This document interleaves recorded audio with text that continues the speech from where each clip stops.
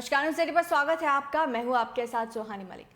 Mayawati India गठबंधन से आखिर इतनी गुस्सा क्यों है, ये सवाल सभी के मन में उठ रहा है। अब आप भी सोच रहे होंगे कि ऐसा क्या हुआ कि सपा पर मायावती भड़क गई। तो आज इसी को लेकर चर्चा करेंगे कि आखिर मायावती को लेकर एकदम से इतनी चर्चाएं क्यों हो रही है और सवाल क्यों खड़े हो रहे हैं कि 24 में मायावती का रुख क्या होगा। दरअसल बीएसपी सुप्रीमो मायावती एक बार फिर से चर्चा में है।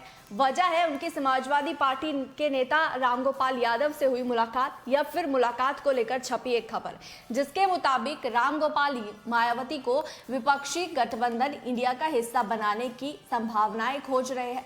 हालांकि मुलाकात की इस खबर को मायावती और उनके भतीजे आकाश आनंद ने बेबुनियाद करार दिया। लेकिन क्या ये धुआं बिना आग के हुआ, ये सवाल हर कोई पूछ रहा है। मायावती ने इंडिया गठबंधन के किसी भी नेता से किसी भी तरीके की मुलाकात होने का खंडन किया। सपा नेता और अखिलेश यादव के चाचा रामगोपाल यादव का नाम लेकर बीएसपी सुप्रीमो ने सपा को जमकर सुनाया। दरअसल बसपा सुप्रीमो मायावती ने इंडिया गठबंधन के नेताओं से मुलाकात की खबरों का खंडन किया। उन्होंने कहा ऐसी खबरें पूरी तरीके से निराधार है और झूठी है। बसपा का इंडिया गठबंधन से दूर दूर तक कोई संबंध नहीं। लेकिन इस सब में सबसे ज्यादा ध्यान देने वाली बात यह है कि इस दौरान मायावती ने सपा प्रमुख अखिलेश यादव के चाचा रामगोपाल यादव का नाम लिया, साथ ही सपा पर जमकर निशाना साधा। ऐसा उन्होंने क्या कहा ये भी आपको बताते हैं। दरअसल बुधवार को यानी कि 11 अक्टूबर को मायावती ने ट्विटर पर एक पोस्ट लिखा, जिसमें उन्होंने इन खबरों का खंडन किया। उन्होंने लिखा, सपा नेता रामगोपाल यादव के हवाले से बसपा के इंडिया गठबंधन में शामिल होने के लिए नेताओं की मुलाकात की खबरें चैनल पर प्रसारित हुई है और ये खबरें पूरी तरीके से गलत है, फेक है। बार बार ऐसी मनगढ़ंत खबरों से मीडिया अपनी इमेज खराब करने पर क्यों तुला है? कहीं ये सब किसी एजेंडे के तहत तो नहीं हो रहा? मायावती ने सपा और उनके नेताओं पर भी सवाल उठाए। उन्होंने आगे लिखा, मीडिया द्वारा ऐसी खबरों का सपा और उनके द्वारा नेताओं के द्वारा खंडन नहीं करना, क्या यह साबित नहीं होता कि सपा की हालत उत्तर प्रदेश में काफी बदहाल है और वो भी उस घृणित राजनीति का हिस्सा है जो बीएसपी के खिलाफ लगातार सक्रिय है? ऐसी फेक खबरों से हमारी पार्टी के लोग सावधान रहे। अब बात अगस्त की करते हैं, जहां 30 अगस्त की बात है। चर्चा शुरू हुई कि मायावती अगले लोकसभा चुनाव में किसके साथ जाएगी। ज्यादातर लोगों की जुबान पर इंडिया गठबंधन का नाम था। चर्चा ज्यादा हुई तो मायावती ने आगे आकर इंडिया के साथ जाने की अटकलों पर विराम लगा दिया। बीएसपी सुप्रीमो ने लिखा कि एनडीए और इंडिया गठबंधन में अधिकतर गरीब विरोधी, जातिवादी और जिनकी नीतियों के खिलाफ बीएसपी लगातार संघर्ष कर रही है, इसलिए उनमें से किसी के साथ भी उसका गठबंधन नहीं होगा।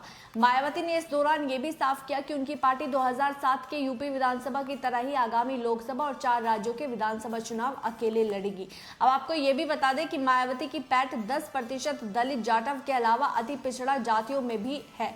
मुस्लिम भी उनके कई चुनाव में साथ रहे हैं। आज अति पिछड़ों को लेकर हर की जो दल है वो गंभीर है और बीजेपी इस पर पूरी तरीके से फोकस कर रही है। इसलिए मायावती इंडिया गठबंधन में शामिल हो जाए तो गठबंधन मजबूत होगा। अगर हम बात करें 1984 की, तो बसपा की स्थापना हुई और बसपा को पहली बार बड़ी सफलता सपा के साथ गठबंधन में 1993 मिली।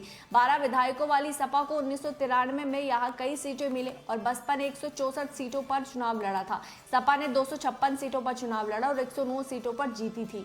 लेकिन 18 महीनों बाद ही बसपा ने गठबंधन तोड़ दिया। इसके बाद 1995 को बीजेपी का ही समर्थन से मिला। 1996 के विधानसभा चुनाव में बसपा ने कांग्रेस के साथ चुनाव लड़ा। बसपा और यहाँ कांग्रेस ने 33 सीटों पर जीत दर्ज की। बाद में मायावती ने कांग्रेस से भी गठबंधन तोड़ लिया, फिर बीजेपी के सहयोग से सीएम बनी। और अब आपको बता दें कि मायावती के अकेले ना एनडीए के साथ जाने में और ना इंडिया के साथ, यानी कि अकेले चलो के ऐलान से 24 में क्या असर पड़ेगा वो भी आपको समझाते हैं।